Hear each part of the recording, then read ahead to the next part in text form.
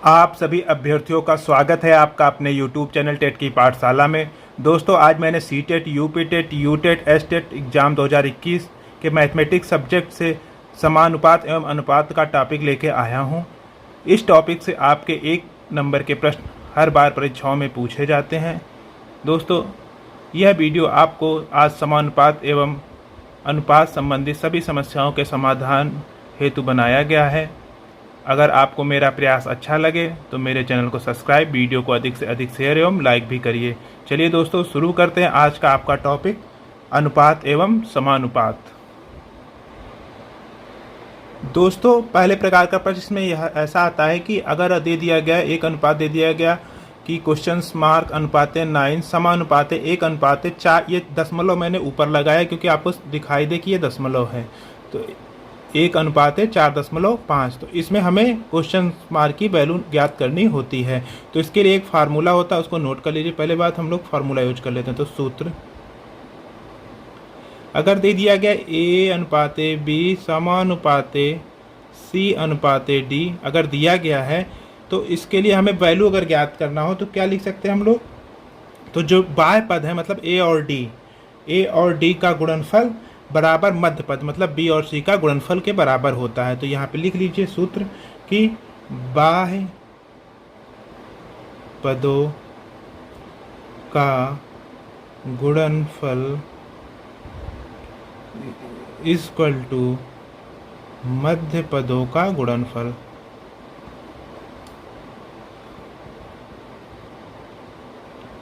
अब दोस्तों, जैसे दिया गया बाह्य पद आपके क्या है, 1 आपका 1:B समानुपाते C/D दिया गया है। तो बाह्य पद क्या है आपका A और D है, तो इन दोनों का गुणनफल मतलब A क्रॉस D मतलब A गुणे D बराबर क्या हो जाएगा, B गुणे C। इसी सूत्र का हम लोग यूज़ कर लेते हैं इस प्रश्न में। तो अब इसको सॉल्व कर लेते हैं दोस्तों। तो क्या दिया गया है आपका, दिया गया है क्वेश्चन मार्क अनुपाते 9 समानुपाते आपका दिया गया 1 अनुपाते ये 4 और दशमलव और ये 5 हो गया। अब जैसे हमने ऊपर कहा है कि बाह्य पदों का गुणनफल, तो बाह्य पदों का गुणनफल क्या होगा, क्वेश्चन मार्क गुणे 4.5 इक्वल टू मध्य पद क्या हो जाएगा फिर 9 और 1 हो जाएगा, तो 9 गुणे 1 हो जाएगा दोस्तों। तो क्वेश्चन मार्क की वैल्यू क्या हो जाएगी आपकी, 9 का 1 में गुणा करेंगे तो 9 आएगा, 9/4.5।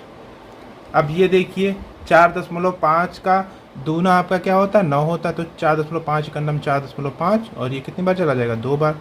तो क्वेश्चन मार्क की वैल्यू क्या आ गई आपकी, 2 आ गई। इसकी वैल्यू आपकी 2 आ गई। तो ये आपका आंसर हो गया। तो इस प्रकार हम लिख क्या सकते हैं कि आंसर क्या होगा आपका, 2:9 समानुपाते आपका हो जाएगा 1:4.5। ये आपका इस तरह अगर दिया रहता तो ये वैल्यू बराबर होती। समानुपात मतलब ये होता है कि आपका इधर बाएं तरफ का टर्म और दाहिने टर्म का जो वैल्यू होती है वो बराबर होती है। जिससे देखिए 2:9 को अगर हम डिवाइड करेंगे 2 से तो कितना है, 2 × 2 और 4.5। तो इसके देखिए इधर भी वही चीज़ आ रही है, तो दोनों की वैल्यू आपस में बराबर होती है। तो चलिए दोस्तों, अब आते हैं दूसरे प्रकार के प्रश्न पे। अब दोस्तों, एक प्रकार का प्रश्न पूछा जाता है कि 9 और 25 का मध्यानुपाती ज्ञात कीजिए। तो हमें मध्यानुपाती ज्ञात करना, तो इसका भी एक सूत्र होता है, इसको भी नोट कर लीजिए। सूत्र, अगर आपका दे दिया गया 3 संख्याएं, हमने मान लिया क्या है वो 3 संख्याएं, x, y तथा z, ये 3 संख्याएं हैं। इस प्रकार हो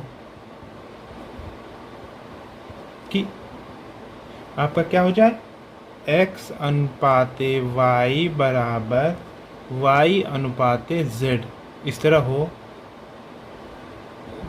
को मध्यानुपाती कहते हैं।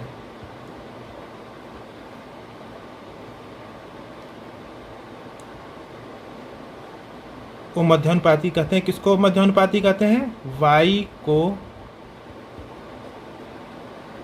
मध्यानुपाती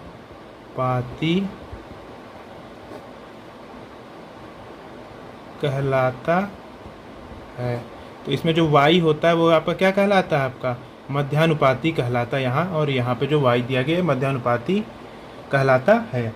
तो इस प्रकार मध्यानुपाती क्या हो जाएगा, दो संख्याओं का मध्यानुपाती बराबर दो संख्याओं का मध्यानुपाती इक्वल टू आपका हो गया दोनों संख्याओं का गुणनफल। जो दो संख्याएं ये दी गई मतलब 9 और 25 दिया, इनका दोनों का गुणनफल और अंडर रूट हो जाता है वो। तो क्या हो जाएगा, दोनों संख्याओं का गुणनफल, यही आपका मध्यानुपाती होता है। तो अब इस सूत्र का यूज करके हम इस प्रश्न पे अप्लाई कर देते तो हल, तो क्या हो जाएगा, 9 और 25 का मध्यानुपाती क्या हो जाएगा आपका, अंडर रूट में दोनों संख्याओं का गुणनफल, मतलब 9 गुणे 25 हो गया, तो 9 गुणे आपका 25 हो गया। यहाँ तक आपको समझ में आ गया होगा दोस्तों। अब क्या हो जाएगा आपका, अब इसको और सॉल्व कर लीजिए। तो इस तरह इसको हम किस तरह लिख सकते हैं, इसको लिख सकते हैं 3 गुणे 3, ये 9 के बराबर हो गया, और गुणे 5 और गुणे 5। अब क्योंकि अंडर रूट में दिया है तो बाहर क्या आएगा आपका, एक बाहर आ जाता है, जो संख्याएं डबल में होती है, तो मतलब यहाँ से एक जोड़ा बाहर में से 3 आएगा, और यहाँ से क्या आएगा आपका 5 आएगा। तो 3 गुणे 5 कितना आ गया आपका 15 आंसर हो गया। मतलब मध्यानुपाती आपका कितना आएगा, इसका आंसर आपका 15 आएगा। तो जब भी मध्यानुपाती आपको पूछा हो तो आप इस सूत्र का यूज कर लीजिएगा, दो संख्याओं का मध्यानुपाती बराबर अंडर रूट दोनों संख्याओं का गुणनफल। चलिए दोस्तों, अब आते हैं तीसरे प्रकार के प्रश्न पे। अब दोस्तों हमसे क्या पूछा गया, 12 और 30 का तृतीय अनुपाती ज्ञात कीजिए। उससे पहले आप प्रश्न में आपका मध्यानुपाती पूछा था, इसमें आपका तृतीय अनुपाती पूछा था। तो इसको कैसे सॉल्व करेंगे, हल, माना 12 तथा 30 का तृतीय अनुपाती हमने मान लिया क्या है आपका x है। अब दोस्तों किस प्रकार हम इसको लिख सकते हैं, इसको हम लोग लिख सकते हैं, इसलिए 12:30, फिर समानुपाते जो आपका 30 दिया गया है, और यहाँ पे एक अनुपाते x हो गया। अब दोस्तों हमने अभी बताया है कि बाह्य पदों का गुणनफल बराबर मध्य पदों का गुणनफल, तो यहाँ पे वही यूज़ कर लीजिए, बाह्य पदों का गुणनफल बराबर मध्य पदों का गुणनफल। अब दोस्तों बाह्य पदों का गुणनफल आपका क्या हो गया, 12, यहाँ बाह्य पद क्या आपका 12 और x है, तो 12 गुणे x बराबर मध्य पद क्या है आपके 30 गुणे 30, तो 30 गुणे आपका 30 हो गया। दोस्तों यहाँ तक आपको समझ में आ गया होगा। अब यहाँ से हम लोग क्या करेंगे, x बराबर आपका हो जाएगा 30 गुणे 30 बटा के 12। अब इसको कट कर लीजिए, 3 का अगर पहाड़ा पड़ेंगे तो 3 चौके 12 हो गया दोस्तों। अब यहाँ से करेंगे 3 धम्मा 30 हो गया यहाँ पे। अब भी देखिए 2 से कट सकता है, 2 दूना 4 और 2 पंचे 10 हो गया। अब ये 2 से काट कर दीजिए, ये हो गया आपका 2 एकन्नम 2 और 2 पंचे 10, तो कितना आ गया 5 गुणे 15, मतलब कितना आ गया एक्स की वैल्यू आपका 15 पच्चे 75, मतलब तृतीय अनुपाती आपका क्या आ गया 75, इसका आंसर आएगा। इस तरह आप तृतीय अनुपाती निकाल सकते हैं। अब आते हैं अगला, चतुर्थानुपाती कैसे ज्ञात करेंगे, तो इसको देख लेते हैं। अब दोस्तों चतुर्थानुपाती निकालने के लिए क्या करेंगे, माना 6, 5, 21 का चतुर्थानुपाती आपका क्या है x है, तो इसको इसी प्रकार लिख लीजिए। इसलिए 6:5 समानुपाते आपका हो गया 21:x हो गया। इस प्रकार आपने लिख लिया। अब क्या कर लेंगे हम लोग, बाह्य पदों का गुणनफल बराबर मध्य पदों का गुणनफल। अब देखिए बाह्य पद क्या है आपका 6 गुणे x बराबर 5 गुणे 21, x बराबर क्या हो गया आपका 5 गुणे 21 बटा के 6। इसको किससे कट सकता है आपका, देखिए 3 से कट जाएगा, 3 दूना 6 और 3 सते 21, ये कितना आ गया 7 पच्चे 35 और बटा के 2। 35 में 2 का भाग देंगे तो कितना आएगा 2 एकन्नम 2 और कितना आएगा 2 एकन्नम 2 और 2 सत्ते 14 और 5 मतलब 17.5। तो चतुर्थानुपाती आपका कितना आ गया 17.5 इस प्रश्न का सही आंसर होगा। अब चलते हैं प्रश्न संख्या 5 पे। दोस्तों आपकी परीक्षाओं में इस प्रकार के प्रश्न पूछे जाते हैं कि x बटा 3 बराबर y बटा 4 हो तो 2x plus Y अनुपाते 3x minus 2y का मान ज्ञात कीजिए। तो इस प्रश्न को सॉल्व करने का सबसे अच्छा तरीका यह है कि आप x और y का अनुपात निकाल लीजिए। जो अनुपात x, तो यहाँ से x बराबर आपका हो जाएगा जो x के इक्वल टू होगा, और y बराबर भी निकाल करके जो वैल्यू x y की आएगी इस इक्वेशन में उसको रख दीजिए, आपका वैल्यू आ जाएगी। तो चलिए हम हल करके आपको दिखाते हैं। तो जो दिया गया उसका यूज कर लीजिए। दिया गया x बटा 3 बराबर y बटा 4 दिया गया। इसको और कैसे सॉल्व कर सकते हैं दोस्तों, इसको इस प्रकार सॉल्व करते हैं कि आप तिर्यक गुणा कर लीजिए। तो कितना हो गया 4x बराबर आपका कितना हो गया 3y। तो x बटा y कितना आ जाएगा दोस्तों, y को नीचे ले आइए तो कितना आ गया आप 3 बटा के 4। अब देखिए दोस्तों क्या हो जाएगा आपका, जो यहाँ पे x बटा y बराबर 3 बटा 4 दिया तो x की वैल्यू क्या हो गई आपकी 3 हो गई, y की वैल्यू क्या हो गई आपकी 4 हो गई। तो यहाँ पे आप वो वैल्यू रख दीजिए। तो इसलिए x बराबर आपका 3 हो गया तथा y इक्वल टू 4 का मान 2x plus Y अनुपाते 3x minus 2y में रखने पर। अब इसमें रख लीजिए। दिया क्या गया आपका 2x प्लस वाई अनुपाते का मतलब क्या होता है आपका बटा 3x माइनस का 2y, ये दिया गया। अब इसमें वैल्यू रख दीजिए x और y की। x की वैल्यू क्या दिया गया आपकी, x की वैल्यू 3 दिया गया, तो 2 गुणे 3 प्लस y की वैल्यू आपकी क्या है 4 है, बट्टा में आपका क्या हो जाएगा 3 गुणे x की वैल्यू कितना है आपका 3 है, माइनस 2 गुणे आपका कितना है y की वैल्यू 4 है। अब इसको सॉल्व करना है आपको। 2 तिहाई की 6 प्लस 4 बट्टा आपका क्या 3 त्रिका 9 माइनस 4 दूना 8 हो गया। अब कितना आ गया दोस्तों यहाँ पे 6 4 10 और यहाँ पे कितना आ गया 9 में से 8 गया आपका 1 बचा, मतलब आपका क्या आ गया इसकी वैल्यू आ गई आपकी 10 बटा 1, या इसको क्या लिख सकते हैं हम लोग 10 अनुपाते 1 लिख सकते हैं। इसकी वैल्यू क्या आ गई आपकी 10 अनुपाते 1, इसका आंसर आएगा। अब चलते हैं 6वें प्रकार के प्रश्न पे।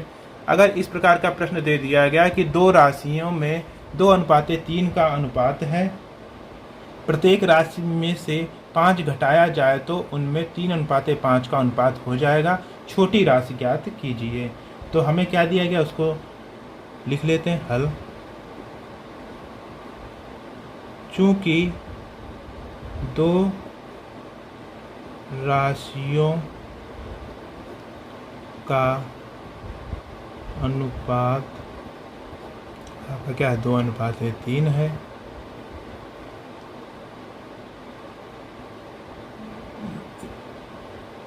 इसलिए माना पहली राशि आपका क्या होगा 2x तथा दूसरी राशि आपकी क्या हो गई 3x है। अब देखिए या इसका हमने पहले लाइन का हमने यूज कर लिया, अब हमारा दूसरी लाइन का यूज होगा। प्रत्येक राशि में से 5 घटाया जाए, तो अब इसका यूज कर लेते हैं। इसलिए प्रत्येक राशि में से 2x में से भी हम लोग 2x में से हम लोग कितना घटा लें 5 घटा लें, और क्या कर लें हम लोग अनुपाते, क्योंकि अनुपात में दिया गया ना 3 अनुपाते 5, तो हम इधर भी अनुपात यूज करें। और दूसरी राशि क्या दिया गया 3x माइनस का 5, तो किसके बराबर हो जाती है आपका अनुपात 3 अनुपाते 5 का हो जाता है। अब दोस्तों क्या हो जाएगा, अब इसको किस तरह लिख सकते हैं हम लोग, ये आपका अब इक्वेशन बन जाएगा।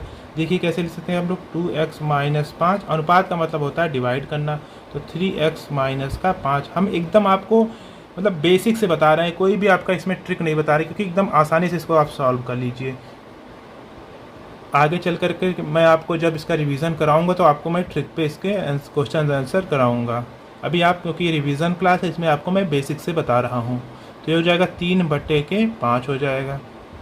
अब क्या हो जाएगा, अब देखिए तिर्यक गुणा कर लीजिए। तो तिर्यक गुणा करने पे क्या आएगा आपका, 5 इधर चला जाएगा, 2x माइनस 5 बराबर क्या हो जाएगा, 3 इंटू 3x माइनस का 5। देखिए ये इधर ये तिर्यक गुणा ऐसे कर लेते हैं तो क्या हो जाएगा, इधर वाला इधर गुणा हो जाएगा और इधर वाला इधर गुणा हो जाएगा।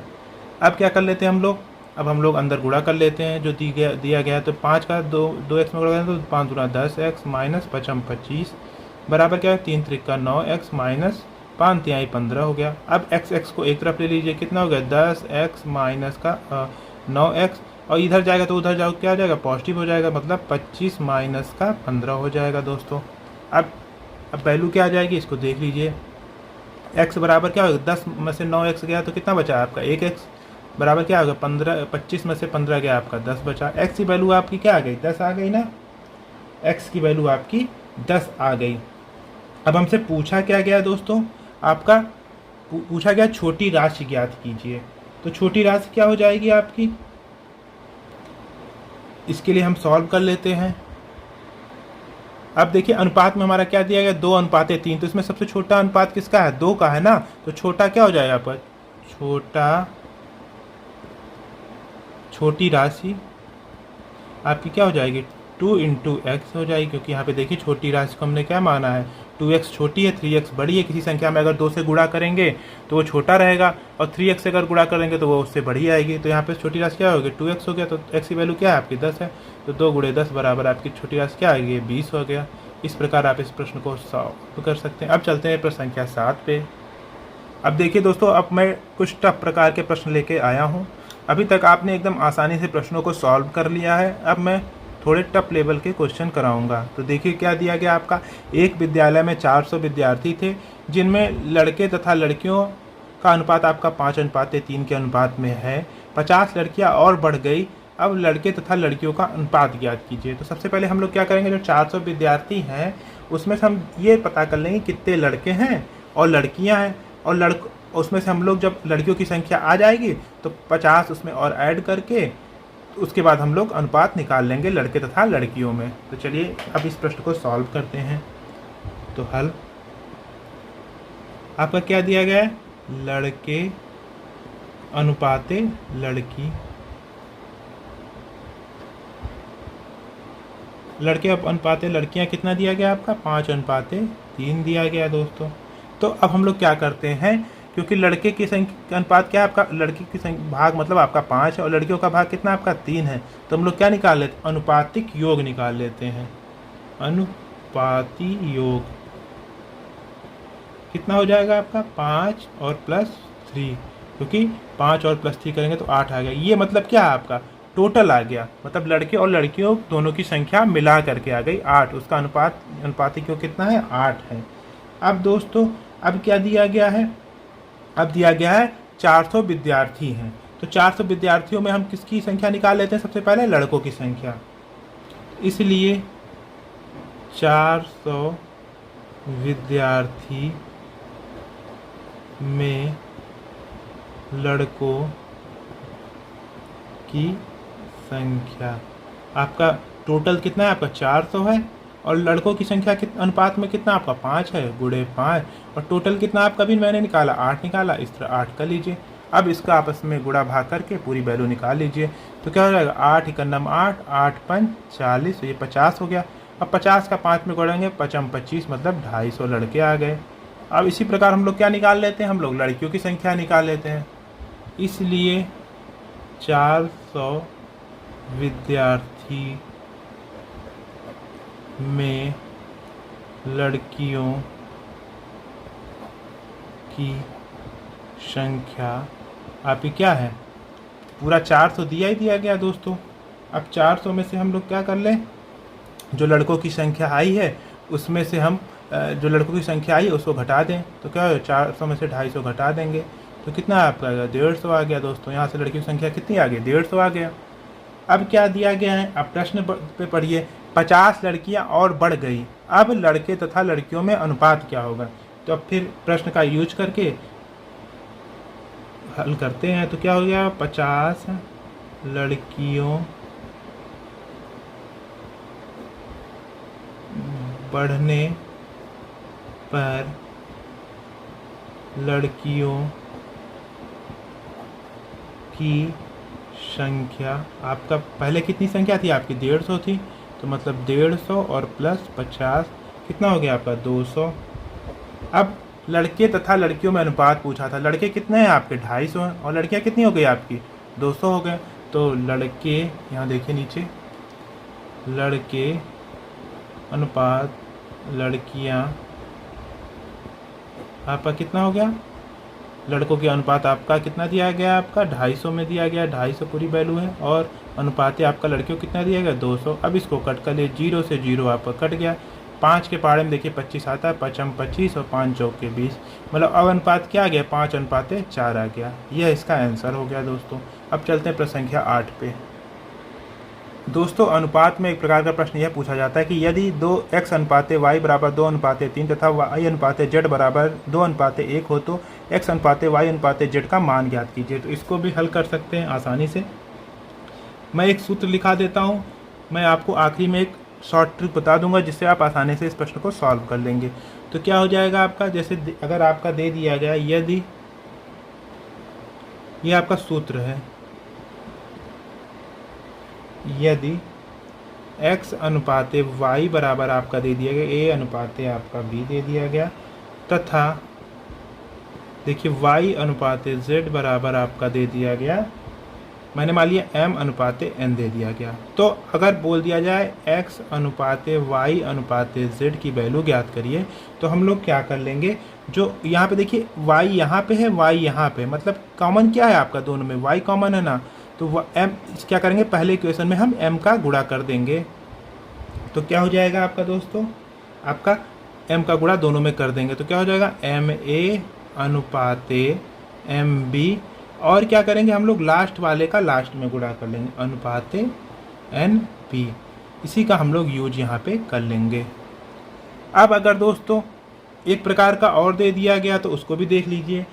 अगर दे दिया गया यदि, ये दूसरा है, यदि आपका दे दिया गया p अनुपाते q अनुपाते r बराबर दे दिया गया a अनुपाते b अनुपाते c, ये दे दिया गया दोस्तों।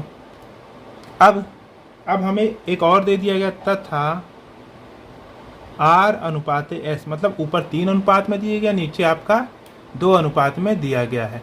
तो अब क्या हो जाएगा आपका, ये दे दिया गया, मान लीजिए हमने मान लिया इसको m अनुपाते n दे दिया गया। तो अब हमसे पूछा गया है कि p अनुपाते q अनुपाते r अनुपाते s निकालिए। तो हमने जो बताया आपको वही चीज़ करना है। अब इसमें कॉमन क्या है आपका, देखिए यहाँ r है, यहाँ r है, तो r में कॉमन है, तो यहाँ पे हम लोग क्या करेंगे, ऊपर में m के तीनों में गुणा कर देंगे m का। तो क्या हो जाएगा आपका ma अनुपाते mb अनुपाते mc, और आखिरी वाले क्या करेंगे, आखिरी वाले का आखिरी में गुणा कर लेंगे, मतलब यहाँ n है और यहाँ पे c है, तो अनुपाते आपका क्या हो गया nc। तो इस प्रकार आप सॉल्व कर सकते हैं। तो अब हम ये वाला जो फार्मूला है इसका यूज यहाँ पे कर लेते हैं। तो देखिए जैसे हम कैसे हल करते हैं इसको। हल आपका दे दिया गया x अनुपाते y बराबर आपका दे दिया गया था 2:3, और y अनुपाते आपका z बराबर क्या दे दिया गया आपका 2:1 दे दिया गया, और हमसे पूछा क्या गया x अनुपाते y अनुपाते z। तो x अनुपाते y अनुपाते z बराबर क्या होगा आपका, देखिए यहाँ पे क्या है आपका y दोनों में कॉमन है ना, तो मैंने अभी आपको बताया कि जो नीचे वाला y है उसका ऊपर दोनों में गुणा कर लीजिए। तो क्या हो जाएगा 2 गुणे 2 अनुपाते 3 गुणे आपका 2, ये दोनों में ऊपर 2 का गुणा कर, अब जो आखिरी वाला z का है उसका y में गुणा कर लीजिए, तो क्या हो जाएगा 3 गुणे 1 हो जाएगा। अब इसको सॉल्व कर लीजिए, तो क्या हो जाएगा 2 दूना के 4 अनुपाते 2 तिहाई 6 अनुपाते आपका 3 आ गया, मतलब इसका अनुपात क्या आ गया x y अनुपाते z का 4 अनुपाते 6 अनुपाते 3 आ गया इसका आंसर। इस प्रकार आप इसको सॉल्व कर सकते हैं। अब चलते हैं प्रश्न संख्या 9 पे। अब दोस्तों दिया गया है कोई धनराशि पी क्यू आर में 3:5:7 के अनुपात में बांटी गई है। यदि क्यू का भाग 1500 रुपये हो तो पी और आर के भागों में अंतर ज्ञात कीजिए दोस्तों। तो अब देखिए मैं इसका लेवल बढ़ा दिया हूँ प्रश्नों के। अब इसको कैसे सॉल्व करेंगे, हल आपका क्या दिया गया है P अनुपाते Q अनुपाते R दिया गया है। अनुपात क्या दिया, 3:5:7 दिया गया है। अब आपका क्या दिया गया, अनुपात के अनुसार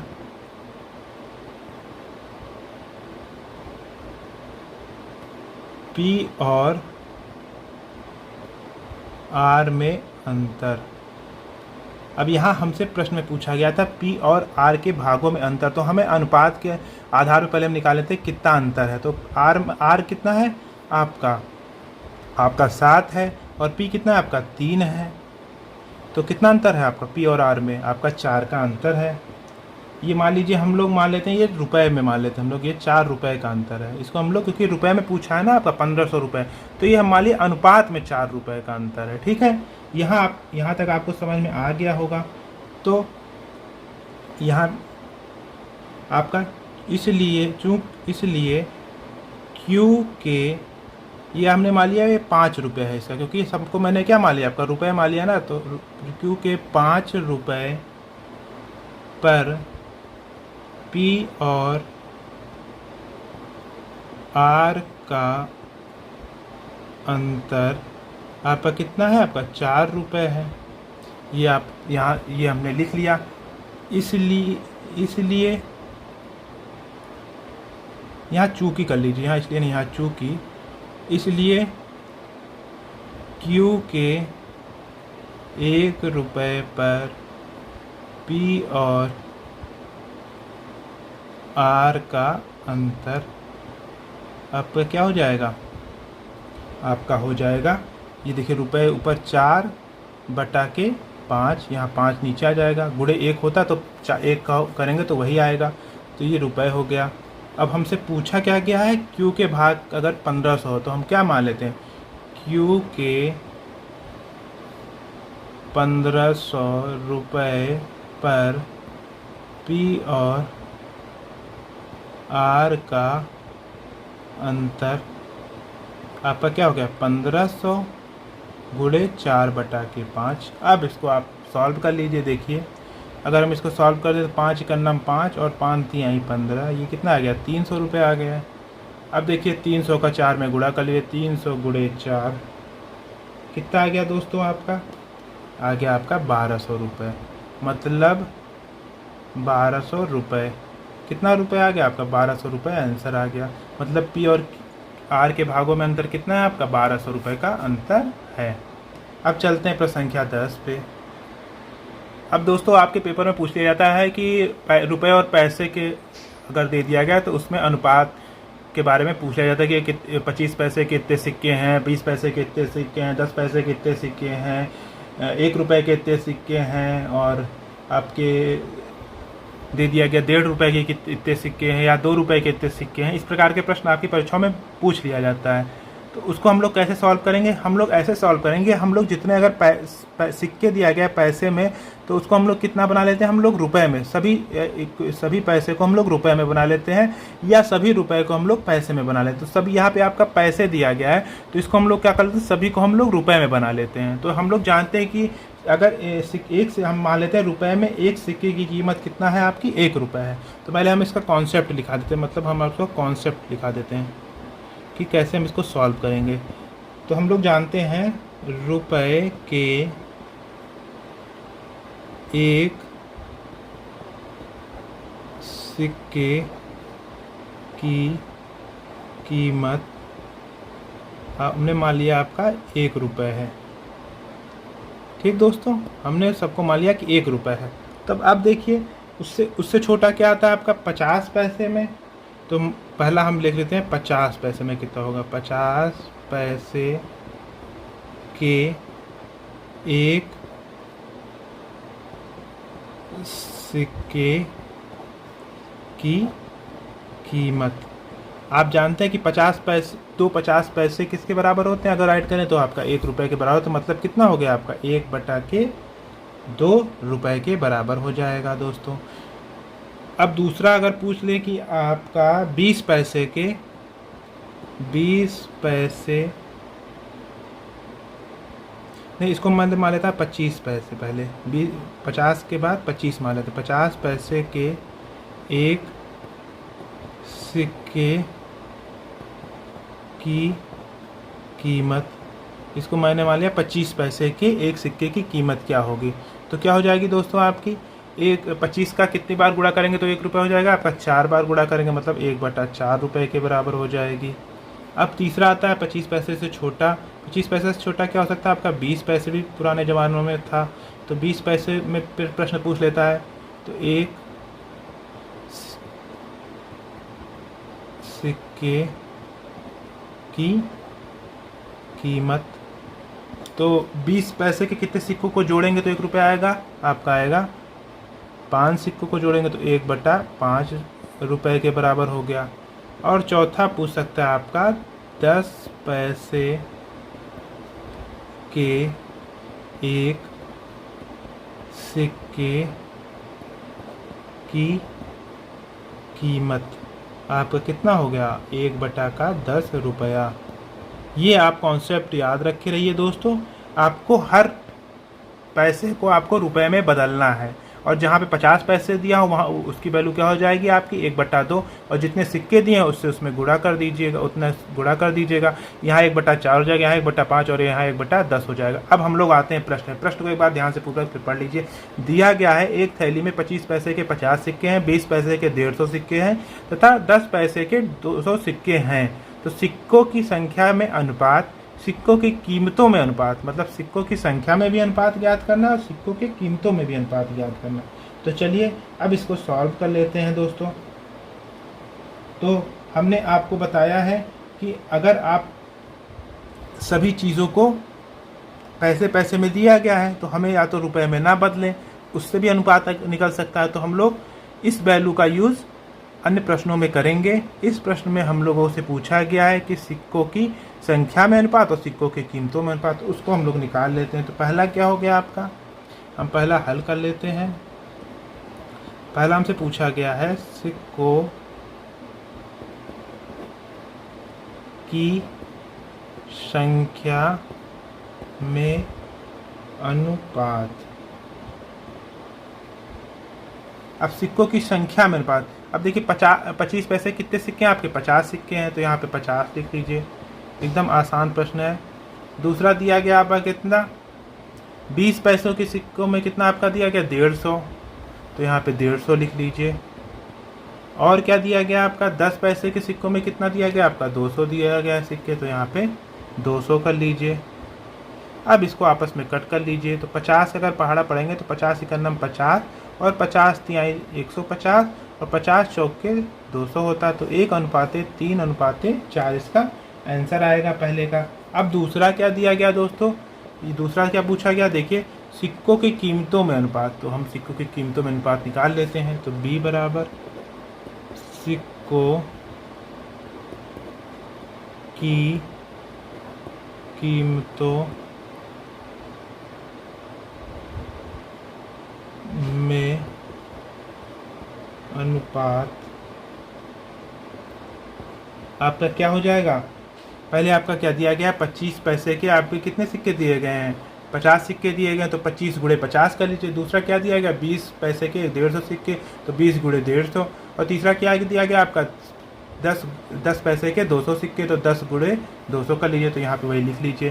तो पहला क्या दिया गया था आपका 25 पैसे के आपके 50 सिक्के अनुपात में है, दूसरा क्या है 20 पैसे के आपके 150 सिक्के, और तीसरा क्या दिया गया आपका 10 पैसे के आपके 200 सिक्के। अब आपस में गुणा कर लीजिए, 25 पंचे कितना होता है आपका दोस्तों 125 और 0 बढ़ गया, इसको करेंगे 15 दूना 30 हो गया यहाँ पे, और कितने 0 बढ़ जाएंगे 2 0 बढ़ जाएंगे, अनुपात यहाँ क्या हो जाएगा 2000। अब इसको आपस में कट कर लीजिए, देखिए 1 0 से 1 0 काट दीजिए, तो कितना हो गया यहाँ पे ये हो गया। अब इसको किससे काट सकते हैं हम लोग, इसको हम लोग काट सकते हैं 25 से काट सकते हैं। 25 के पहाड़े में 125 भी आता है, 300 भी आता है, 200 भी आता है, तो 25 का से काटेंगे तो 25 पंचे 125 और 25 का काटेंगे आपका आ जाएगा 25 और 12, 25 इकन्नम 25 और बचेगा आपका 5, 25 दूना 50, 12 हो गया। और यहाँ इसको काटेंगे तो कितना आएगा 25 अट्ठे 200, मतलब 5:12:8 इसका आंसर आएगा। अब चलते हैं प्रश्न संख्या 11 पे। अब दोस्तों इस प्रकार के प्रश्न पूछे जाते हैं कि ए और बी की आय का योग आपका 33,000 है, ए अपनी आय का 60% और बी अपनी आय का 75% खर्च करता है। यदि उनकी बचतों में 4:3 का अनुपात हो तो बी का आय बताइए। तो सबसे पहले देखिए हमें क्या दिया गया यहाँ पे, ए अपनी आय का 60% तथा बी अपनी आय का 75% खर्च करता है। और हमें अनुपात किस में दिया गया, आपका बचतों में दिया गया। मतलब हमें क्या निकालना पड़े, पहले हमें बचत निकालना पड़े, कितना बचत का परसेंटेज है, तो उसका अनुपात हमें यहाँ से निकाल सकते हैं। सबसे पहले किस प्रकार इसको सॉल्व करेंगे देख लेते हैं। तो हल, माना ए और बी की आय क्रमशः आपका कितना है, x रुपए तथा y रुपए है। अब क्या दिया गया, आपका दोनों का योग दिया गया आपका 33,000। तब क्या हो जाएगा, x प्लस वाई बराबर आपका 33,000 दे दिया गया है दोस्तों। इसको हम लोग मान लेते हैं समीकरण नंबर 1। अब क्या दिया गया है आपका, a अपनी आय का 60%, चूँकि a अपनी आय का 60% तथा बी अपनी आय का 75% खर्च करता है। तो बचत कितना करेगा दोस्तों, अब क्योंकि हम जानते हैं कि कोई परसेंटेज में कितना होता है, आपका 100% होता है, तो अगर 60% खर्च कर देता है तो बचत कितना होगा, 100 माइनस 60 मतलब 40%। और यहाँ कितना हो जाएगा, ये भी 100%, अगर मान लीजिए उसकी आय है तो कितना हो जाएगा, 100 में से 75 घटा देंगे तो आपको कितना हो जाएगा, 25% वो बचाता है। तो यही हम लोग अब लिख लेते हैं। इसलिए ए अपनी आय का, यहाँ कितना है खर्च आपका 60%, तो बचत कितना हो जाएगा, 100 में से 60 घटा देंगे तो 40%, तथा बी अपनी आय का कितना हो जाएगा, 100 में से 75 घटा देंगे तो कितना हो जाएगा, 25% बचत करता है, बचत करता है। ठीक दोस्तों, यहाँ तक आपको समझ में आ गया होगा। तो अब प्रश्न में आइए। अब प्रश्न में क्या दिया गया है कि अनुपात क्या दिया गया, 4:3 दिया गया, बचतों का अनुपात। तो हम लोग लिख सकते हैं, इसलिए x का 40%, क्योंकि बचत का अनुपात दिया गया 40%, अनुपाते y का कितना लिखा हूँ मैंने, 25%, बराबर आपका कितना दे दिया गया, 4:3 दे दिया गया है। यहाँ तक आपको समझ में आ गया होगा। अब हम लोग इसको कैसे लिख सकते हैं, x का 40% मतलब x गुणे 40/100 अनुपाते y गुणे 25/100 हो गया। ये कितना आ गया, 4:3 दे दिया गया। अब देखिए अनुपात में अगर दिया गया तो इसको हम बटे में भी लिख सकते हैं। तो बटे में करने पे क्या आ जाएगा दोस्तों, यहाँ आ जाएगा x मतलब 40/100 और ये क्या हो जाएगा आपका 25y/100। अनुपात का अनुपात क्या है आपका, 4:3 है, क्योंकि अनुपात में नीचे नीचे बराबर दिया, इसको कट कर लीजिए। अब ये किससे और कट जाएगा, ये इसकी वैल्यू क्या हो गई आपकी, 40x/25y बराबर 4:3। इसको और कट कर लीजिए, 5 से कट कर लीजिए, 5 से कट करने कितना आएगा, 5 8 40 और 5 25 आ गया। तो कितना हो गया, 8x/5y बराबर 4:3 दे दिया गया है। यहाँ तक आपको समझ में आ गया होगा। इसलिए हम लोग क्या लिख सकते हैं, आपका लिख सकते हैं 8x/5y बराबर 4/3 के। तो यहाँ से x की वैल्यू क्या आ जाएगी दोस्तों, x की वैल्यू आ जाएगी 5 को उधर गुणा कर लीजिए तो कितना होगा, x बराबर 5 चौक के 20 y अपॉन कितना हो गया, 8 त्रिक 24। अब इसको और कट कर लीजिए, किससे कट जाएगा, 4 से कट जाएगा, तो 4 पंचे 20 और 4 छंग 24। तो x की वैल्यू क्या आ गई आपकी दोस्तों, x बराबर आपका आ गया 5/6 y। अब यहाँ से x की वैल्यू आपकी 5/6 y आया है, और हमारा इक्वेशन पहला क्या दिया गया था, x प्लस वाई बराबर आपका क्या दे दिया गया था, 33,000। उसमें हम लोग इसकी वैल्यू रख लेते हैं। समीकरण नंबर 1, x का मान समीकरण 1 में रखने पर आपका समीकरण नंबर 1 क्या दिया गया था, x + y बराबर 33,000 दिया गया था। अब इसका यूज हम लोग कर लेते हैं। इसका यूज क्या दिया गया, आपकी x की वैल्यू आपकी कितनी आई थी, आपकी x बराबर आपका कितना आया था, 5y/6 आया था। तो हम लोग इसकी जगह यहाँ पे रख लेते हैं, रखने पर। तो क्या आ जाएगा दोस्तों, आपका x की वैल्यू हम लोग रख लेते हैं 5y/6 + y बराबर आपका 33,000। तो कितना आ गया, इसका एलसीएम आपका 6 आएगा ना। तो 5y + 1 आएगा 6y बराबर के आपके 33,000 आ गया। तो 6 5 11y, 11y बराबर आपका आ गया 33,000 और गुणे 6 का इधर गुणा हो जाएगा। तो y बराबर कितना क्या आ गया, 33,000 गुणे 6/11 के।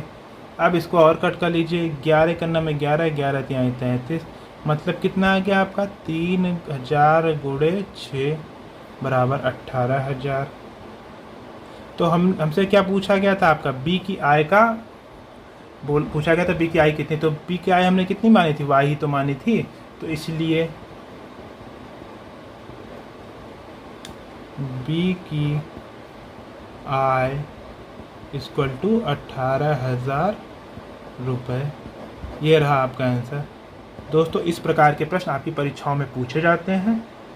अगर आपको मेरा प्रयास अच्छा लगे तो मेरे चैनल को सब्सक्राइब, वीडियो को अधिक से अधिक शेयर एवं लाइक भी करिए। मिलते हैं अगले इंपॉर्टेंट वीडियो के साथ, तब तक के लिए नमस्कार।